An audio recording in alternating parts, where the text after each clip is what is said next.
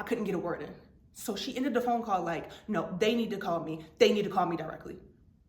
And hung the phone up. I was like, this.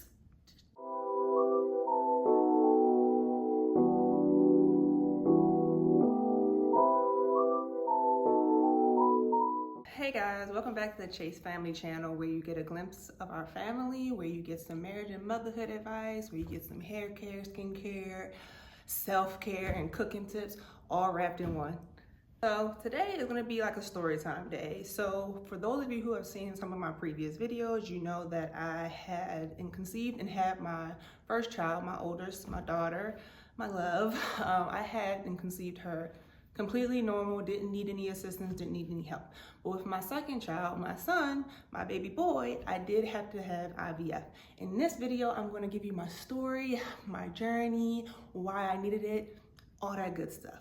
So if you want to see that, stick around, but be sure to make sure you subscribe and click that notification bell so that you never miss a video when we post. Okay, so when I was in my late teens, well, actually in my teenage years and my early 20s, I went through a couple things that unfortunately kind of came back and haunted me later in my future. So first thing was, when I got pregnant with my daughter, I had a completely normal conceiving process.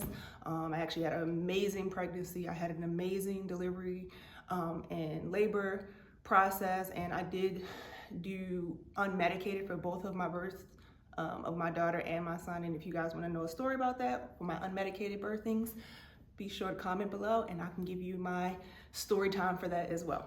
But today we're talking about IVF. So I got pregnant with my daughter, gave birth to her, everything was fine. Now, she was born in 2017.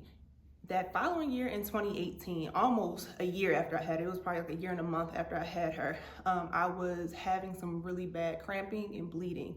Now, I just thought I was having a irregular period because I've always had issue with my period ever since I got my period when I was a young teenager or whatever.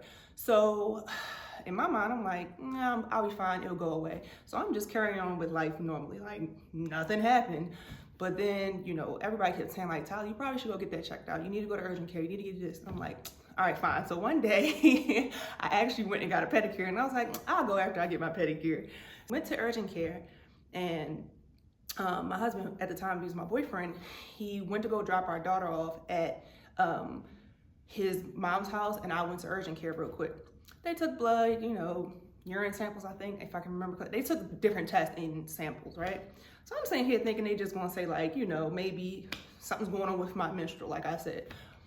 But then the lady comes back and she's like, you know, is there a chance that you could be pregnant? And I was like, no. Why are you asking me that? And so she's like, because I can't remember if it was my blood test or my urine test, but one of the tests came back and was saying that I was pregnant. She was like, you know, it's showing that you're pregnant and we think you might be miscarrying, so you need to go to the emergency right away. Oh my God. So I immediately like break down because I'm like, what in the world did I just hear her say? So I call my husband. I'm like, hey, this is what they just told me. You know, we need to go to the emergency room right away.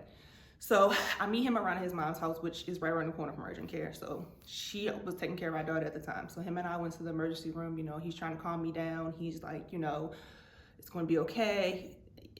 Just everything he could possibly say to try to calm me down. We get to the emergency room. I'm still crying. I'm still upset. I'm explaining to them like, you know, this is what urgent care told me. So, you know, I need to get checked. So they end up taking me back. They checked me. And I actually ended up getting admitted to the hospital because after they ran some tests and examined me, they found out that I was possibly having an ectopic pregnancy.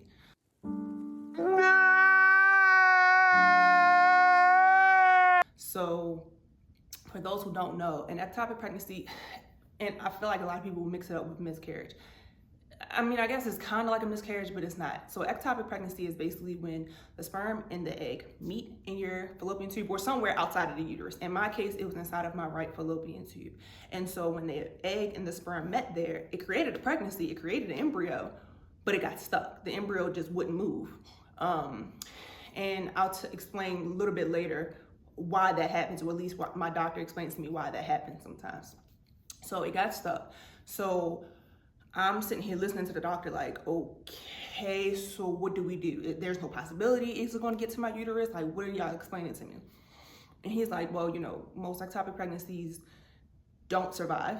So we typically offer two options, either to take I think it was either a shot. I feel like I think they mentioned like a shot or a pill, one of the two, where it basically would like dissolve the embryo to get rid of it. Or you can get it surgically removed. In this case, I'm like sitting here thinking like, I don't know what to do. I've never been through this before. Like, what are y'all talking about? Like, y'all talking to me like I'm supposed to know what's going on. What's going on Here. So I'm like asking questions like, well, what's the risk of the shot? What's the risk of the surgery? Like, how often, like all this different stuff. And so he's like, we've heard good things we've seen good things come from the shot. We've seen good things come from the surgery.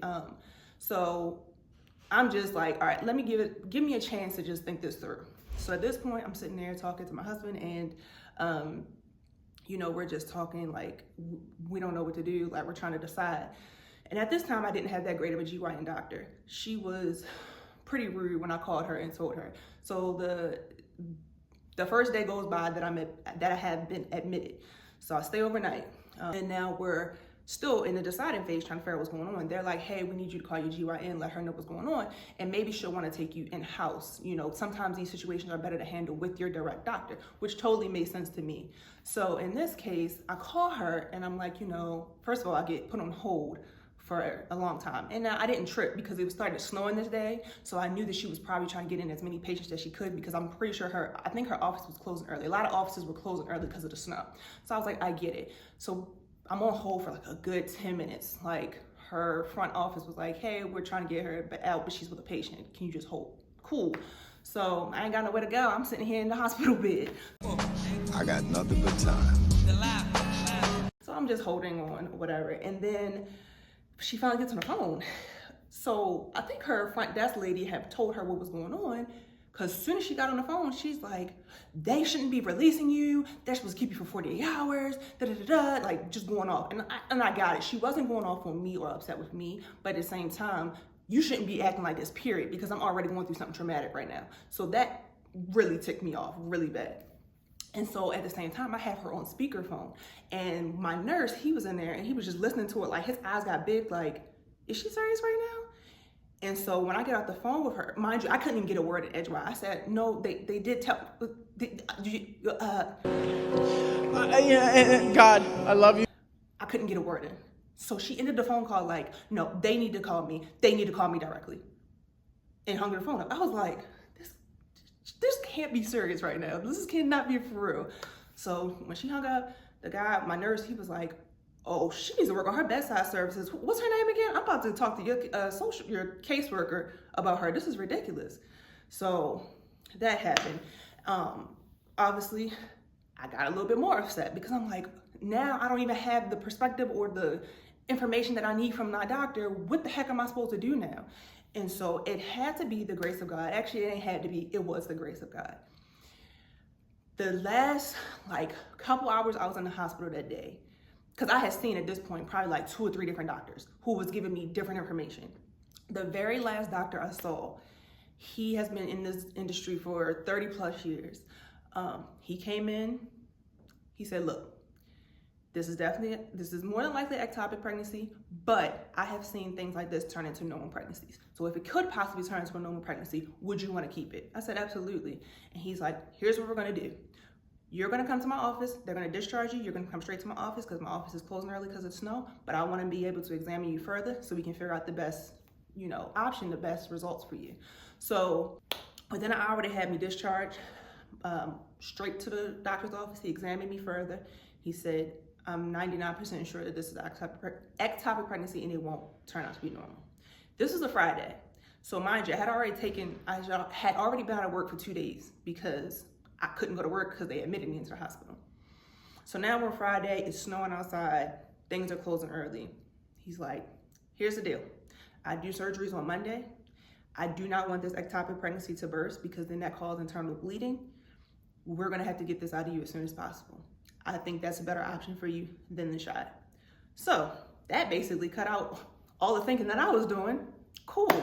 I start crying a little bit more because I had never had surgery. The only surgery I had at that point was on my knee. When I was in college and I hurt my knee, I had surgery on my knee. That's it. Well, and then I got my teeth pulled. But other than that, I had never had a surgery on my women parts. So I was flabbergasted. Whoa! But he was extremely helpful. He was like, here's my cell number and my office number. I want you to call me tomorrow, Saturday, and Sunday. Let me know if bleeding gets worse, cramping gets worse, or even if it gets better. However, I want to make sure you're okay. Monday morning, you're coming into the hospital, you're getting surgery. I'm like, okay, cool. Called him Saturday and Sunday, answered the phone both times, asking me, are you okay? Is anything getting worse? Anything getting better? Explained it to him, boom, that was it. Monday morning rolls around, they get me into the hospital. I get into the surgery. And while I'm under, they did remove the ectopic pregnancy, he did. But unfortunately, when I woke up, he let me know. First, he let my mom know. And my husband, he was there also. They let him know as well that they also had to remove my tube. He said that the tube was so damaged that it was really no point in keeping it because it wouldn't have done anything for me. So the ectopic pregnancy was removed as well as my right fallopian tube. When I wake up, I'm shocked, but I'm just like, okay, at least I'm awake. I'm okay. So now at this point I have one remaining fallopian tube, my left one. So this actually ended up being my doctor for like the next 2 or 3 years. He's amazing. He actually would still be my doctor to this day, but when I had my son, he doesn't deliver babies anymore, so I had to find a new OBGYN who is now also my GYN. So now that's 2018. Now fast forward 2020. 2 years later, I'm still having a lot of pain. And I'm like, why am I having so much pain? Like, I thought things were gonna be better. 2020 comes around, I'm talking to my doctor. I'm like, I don't understand. Like, I'm still having irregular bleeding. I'm having really bad cramps. What's going on? He said, to be honest, the only thing, because ultrasounds weren't showing anything. He's like, the only way I can figure out if anything else is going on in there is to go in there and do another laparoscopy, which is basically just going in and taking a look to see what they can find. I'm like, all right, fine. So now we're at my second surgery where I am having surgery on my women parts. Damn. So he goes in and here's another, I go under thinking they're not gonna find too many things. Wake up, my mom, she looks sad. She's looking at me like, the doctor talked to me about some things. I'm like, all right, say what the heck is going on. So she's like, he said that you had a chronic case of pelvic inflammatory disease, meaning that he cleaned it out. He was able to get it all out and clean it out, but it affected some of my other parts. So now my left fallopian tube is affected. And I didn't really understand it until I sat down with my doctor one-on-one and he drew it out for me. So now I'm thinking, all right, cool, the pain's gone. This sucks to hear, but it is what it is. Go to my doctor for my follow-up, and he's like, so here's the deal. You more than likely, if you want to have any more kids, will need IVF or some type of assistance. What? So I'm looking at him like, you can't be serious. And he's like, here's the problem. So he gets a piece of paper, he gets a pen, he draws on it. He draws a picture of like a tube, like a fallopian tube. He draws little lines inside of it and says, these are the cells that are inside of your fallopian tube. I'm like, okay. He said, normally what's supposed to happen is those cells are supposed to push the embryo to your uterus. So the cells push the egg and the sperm together, and then the cells are also supposed to help push the embryo, once it's created inside your tube, to the uterus. Now, due to the pelvic inflammatory disease that I had that I didn't know, that damaged the cells inside of my tube. So he said more than likely that is also what happened with my right tube. And that's why I had the ectopic pregnancy.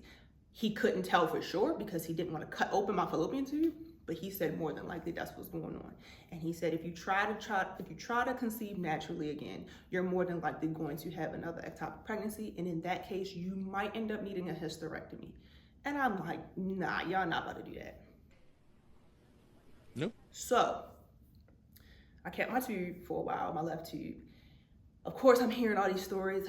girl, you can still have babies, but you only want to, which is absolutely true. You can. Don't get me wrong. I have heard stories. I have actually personally know some people who had several babies with just one tube, but they not realizing that's a healthy tube. I have a damaged tube at this point. So I'm like, I can't afford IVF. I was watching so much stuff like, yes, this expensive, most insurances don't cover this, and this. And I'm just like, I'm in shambles. Like, I kind of low key went into like a depression thing because I'm like, in my head growing up, I always said I wanted to have at least 2 kids. I didn't want my child to be an only child. So I'm just like going through it. 2020, fast forward to about later that next year, I want to say, yeah, so the 2021. Me and my husband got married August 28th, 2021. So I think December of 2021, we went back to my doctor and just confirmed with him. Cause like, I'm the type of person where I'm like, look, I need to make sure. I'm like, I gotta be positive that you're telling me the only way to have another child is IVF. And he's like, I'm 100% sure that's the only way you're gonna be able to do it. You could do, I think it's IUI, I think it's called. I can't remember, maybe it's IUI. But where IUI, basically you're just inserting the sperm into, you're medically inserting the sperm directly into the woman's uterus, I believe. But with IVF, you actually have to create the embryo outside of the body and then put the embryo back into the body. So he was like, yeah, I'm positive that that's what's going to happen. I'm so positive that if you do decide to go through IVF, they're probably going to want to remove your remaining fallopian tube so that the embryo doesn't have a chance of slipping down into that fallopian tube and you having another ectopic pregnancy. When I tell you this man was so right. Yeah, you're right. That's true. This is how I knew he was a good doctor. He had been doing this for so long. He knew exactly what he was talking about. So this is December 2021. Me and my husband started looking at different clinics. So we ended up coming up with 3 different clinics. One was out in DC. So mind you, we live in Northern Maryland. So one was in DC. We went to go meet them, but the lady was just, she wasn't giving what it was supposed to give, okay? As soon as we said where we were from, where we lived, she knew. She was like, oh, y'all not gonna choose me, basically, because when you have IVF, you have to go to so many appointments, some of them day by day, back to back. So she was just like, okay, yeah, your insurance will cover this, we'll cover this. But it was just, her demeanor was just off. How rude. So I didn't want to go to her anyway. Then we met with another lady.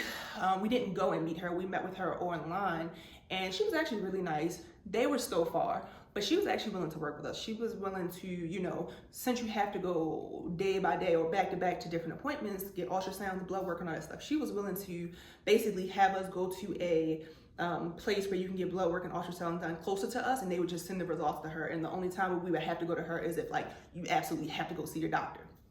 But it was just too much. Like between me and him and both our jobs, it was too much at that point. So we thank you for your services, possible services, but we wanted to find somebody else. And it just so happened, I want to say it was maybe end of December, beginning of December, January maybe of 2022. I can't remember. But I was watching so much stuff on YouTube. And at this point, both of those, so when you do a consultation, they'll also run to see if your insurance will cover certain things. And both of them had told me, again, by the grace of God, that my insurance actually was covering a majority of the process. So at this point, I'm feeling a little bit more motivated. I'm feeling a little bit more excited about this. My insurance can cover the majority of this. We can cover this part of it. Now we just need to figure out the right clinic to go with, because I'm telling you, if you don't choose the right clinic to go with, IVF in itself is already kind of like a wearing, tearing process. So you don't want to add anything on top of that. So if you choose the wrong clinic, that can make the process worse. So I was watching YouTube one day, and I wish I would have remembered her and her husband's name. I cannot find them to this day. I kept searching for them. I just so happened to see a video of a young lady and her husband saying they lived in Delaware, and they went to this clinic called Rad Fertility. They spoke so highly of them, so highly. And I'm like, all right, let me look at the reviews. I'm not even being dramatic. I maybe found 1, maybe 2 bad reviews out of Google, YouTube, social media, Yelp. Everything I pretty much saw was positive. Again, thank you, God, because guess what? They were in Delaware. We live in Northern Maryland. They were about 35 minutes from us. So yeah, you still had a little drive, but it definitely wasn't worse or as bad as what it would have been had we went with one of the other clinics. We find out we want to go with them. We call them to set a consultation. Now, the consultation couldn't take place until like a month later though, because they were booked out. Because mind you, this is still the lingering part of COVID. So a lot of people, most of the doctors are still working from home. They only have a few people in the office here and there. So, you know, you pretty much had to get in where you fit in. So this is either January or February 2022. We have our first consultation with the doctor. He was really nice, explained the process, this, that, and the third. So me and my husband at the time was like, all right, cool. I think this is we think this is the one we're going to go with. So then our next appointment isn't until like a couple weeks later, because again, it was really hard they have so many patients that it's hard to kind of get in, especially with things still lingering, people not working in the office every day. And to be truthfully honest, we met with the doctor himself probably like 2 or 3 times throughout the process. For the most part, we worked with a lot of nurses and nurse practitioners who were amazing. Like the beginning part where they just like, not register you, but like they just get more information from you. Do you want to do genetic screening? All this different stuff. So mind you, this is like January, February. In my head, I'm like, cool, I'm watching videos of people saying that they got pregnant within 2 or 3 months. Honey, I didn't get my transfer until September 14th of that year. Got him! Got him! So my process was a good 8-9 months, okay? Now, I'm gonna explain why though. So again, the appointment situation where I said you couldn't really get an appointment when you really wanted to all the time. But on top of that, you know, once I started my medicine, that actually went really quick. When I started my medicine, and I can kind of do a breakdown of each part of my process in separate videos, you know, let me know in the comments below if you want me to do that. So I can do like a section of like my first appointment, my section, a video for when I had my medicine, so on and so forth. I eventually got my medicine, and it normally takes like, I think they said it takes at least 8 days for your eggs to start to stimulate when you do your stem medicine. In my case, that joint worked in like 6 or 7 days, 6 or 7 days. Like it was very, very quick. So, that's what the first meetings or appointments were for, like blood work, pre-blood work, all the pre-tests, right? To know how your body looks from Jumpstart before you start putting all these drugs and stuff into your body, or medicines that you start putting into your body. So those appointments were out the way. We got our medicine, we stimulated, we did our stem meds, which basically just means stimulating your ovaries to grow eggs rapidly, right? So, or follicles is what they call them. So now it's time for my egg retrieval. So, you know, I take my shot that I have to take to prepare for my egg retrieval. That Monday, I can't remember the exact date. I can look up the exact date. But that Monday, I go in for my egg, it was either that Monday or that Tuesday. Go in for my egg retrieval. They retrieved 33 eggs out of my ovaries. I already knew I was gonna have a lot because when they checked me, so when I was taking my stem medicine, you had to go in like every other day for them to check to see what your ovaries were looking like, how big they were, how many follicles have grown. By like my first appointment after start taking my stem, maybe my first or second one, I had already had like 12 follicles on one ovary and like 9 on the other. Damn! Now, before this, I need to mention this also. I ended up having, but a part of the process is getting something called a mock transfer. Basically is when they inject some fluid into your uterus to make sure your uterus lining is clean. Because if it's not clean, then you more than likely don't have a good chance of the embryo sticking. So when they did mine, they found out that I had a huge polyp on my uterus. What? I have a bad left fallopian tube and I have a polyp on my uterus. Fun. So now they tell me, yeah, we're probably gonna have to go back in and remove that. So now we're leading up to my 3rd surgery. We'll get there. They retrieved 33 eggs. 19 ended up combining with my husband's sperm and creating embryos, but 14 out of those 19 ended up making it to the blastocyst stage, meaning like an actual full embryo. 2022, we were planning to take her to Disney World. So I was like, I don't want to be getting surgery and then having to go to, can't have fun. I don't want to get pregnant yet and not have fun at Disney World. My daughter's first time in Disney World, first time ever getting on a plane, all this stuff. So we were like, all right, we'll have the surgery and do our transfer when we come back from our trip. So our trip was in June. We had a great time. We come back, schedule my surgery. My surgery ended up being in July. Now, when I went in for my surgery, so now we're, what's that? February, March, April, May, June. Now we're like 5 months in, right? Still haven't had my transfer, still not pregnant yet. So now we're in July and I have to go in for my procedure. So the goal was to go in and just remove the polyp and possibly remove my remaining fallopian tube, which is my left one. So I already knew that that was more than likely what was going to happen. When I wake up, the surgeon's not there because she had to go do other surgeries. I actually didn't talk to my surgeon until like a day or two later. Now, they gave me some paperwork and kind of explained, like the nurses kind of explained to me what took place, but I didn't get a full understanding until I actually spoke to this lady online. And what was told to me was, yes, I had the polyp out of my uterus removed, which was cleaned up, great. My uterine line looked great. Got the fallopian tube removed. It was no purpose in keeping it, fine. You don't need your fallopian tube. Most women want to keep them, but you don't need them. And that's just what it is. But then she also goes, however, you also had adhesions on your appendix and your right ovary. And I'm like, what? Like, how did that even happen? And it made so much sense because I was having the worst pain for a while on my right side. And I thought I had appendicitis, but come to find out it was the adhesions.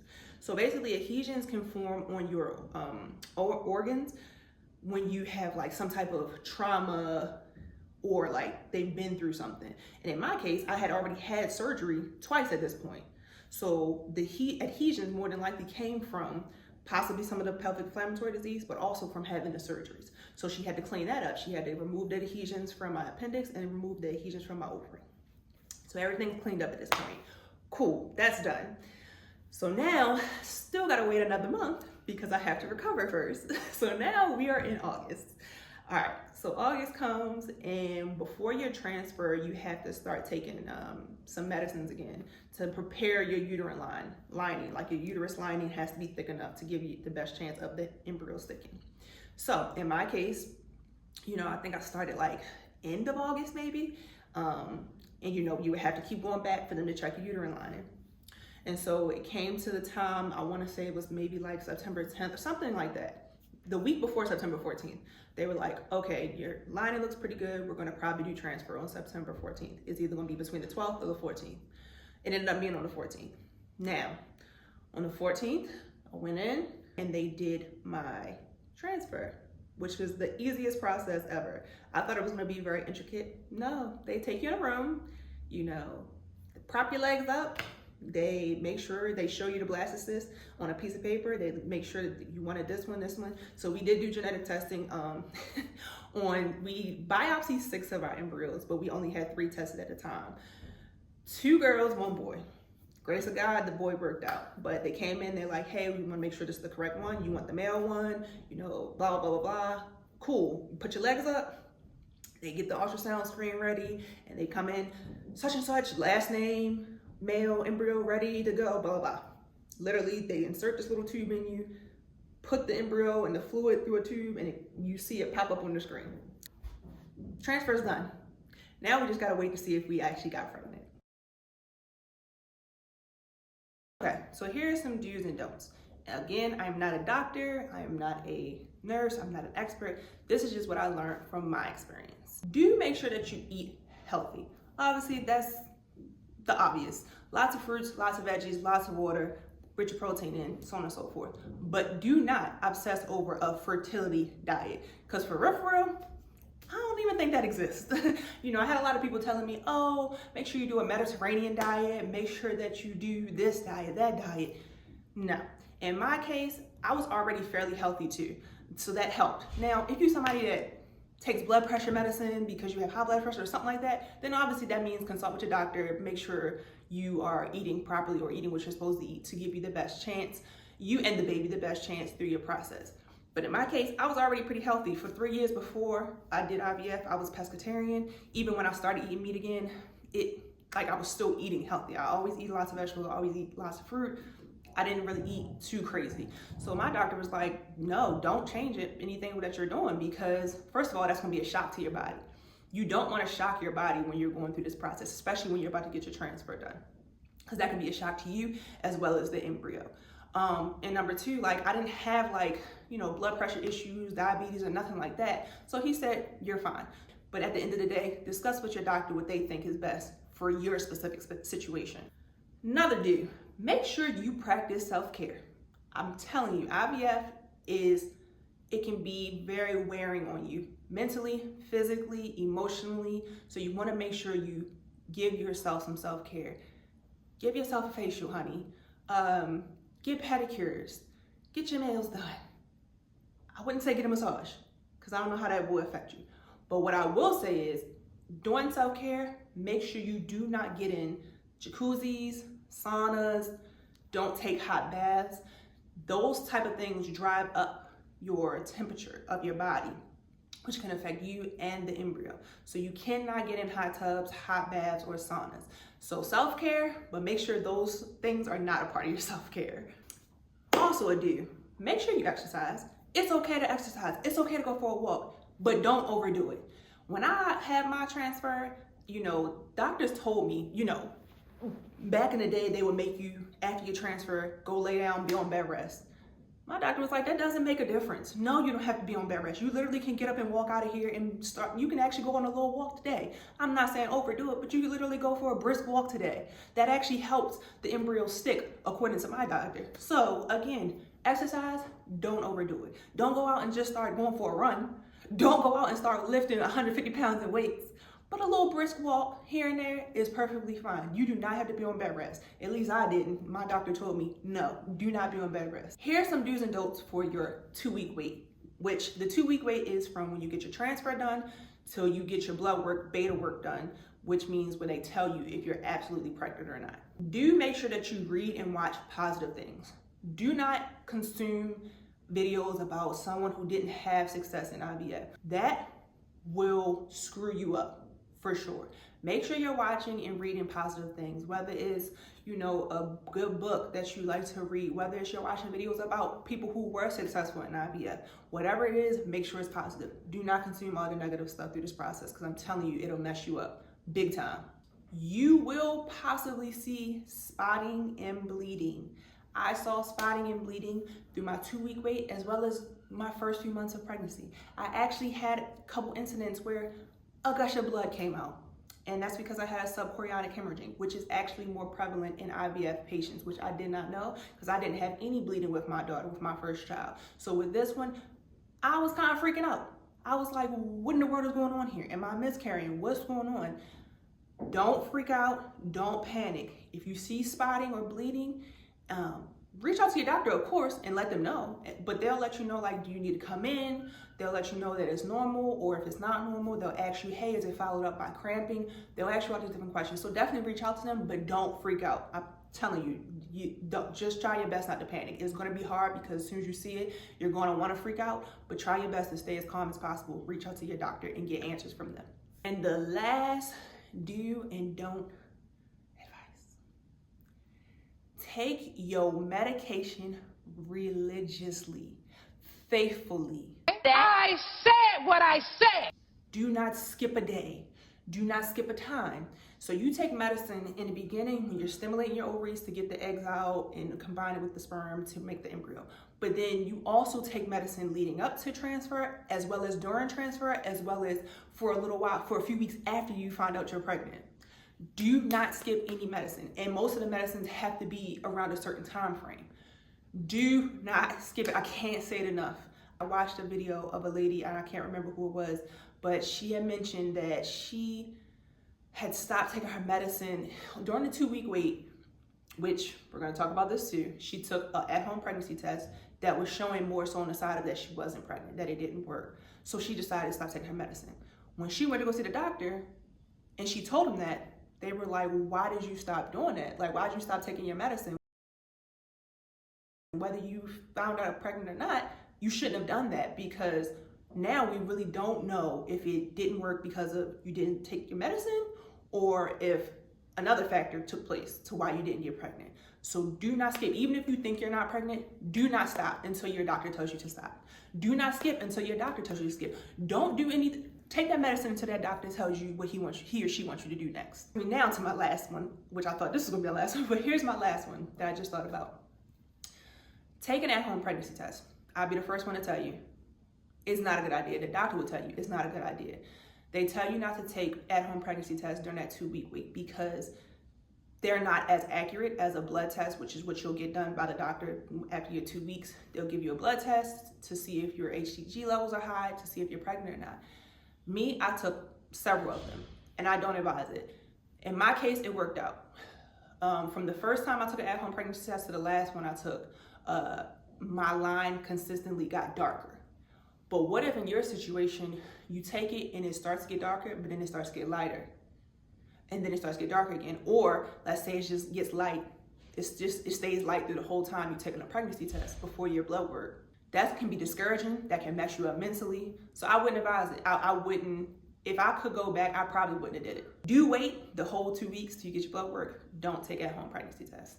That is my story time and my do's and don'ts and advice for you guys for IVF. Again, if you want me to give some more background, some more experience talk, some more tips that I may have from my experience going through IVF, let me know in the comments below, and I would love to get on here and talk to you guys again about it. I will see you guys next time. Make sure you subscribe to our channel. Make sure you hit that notification bell so you never miss any time we post. And I will catch you guys next time. Peace.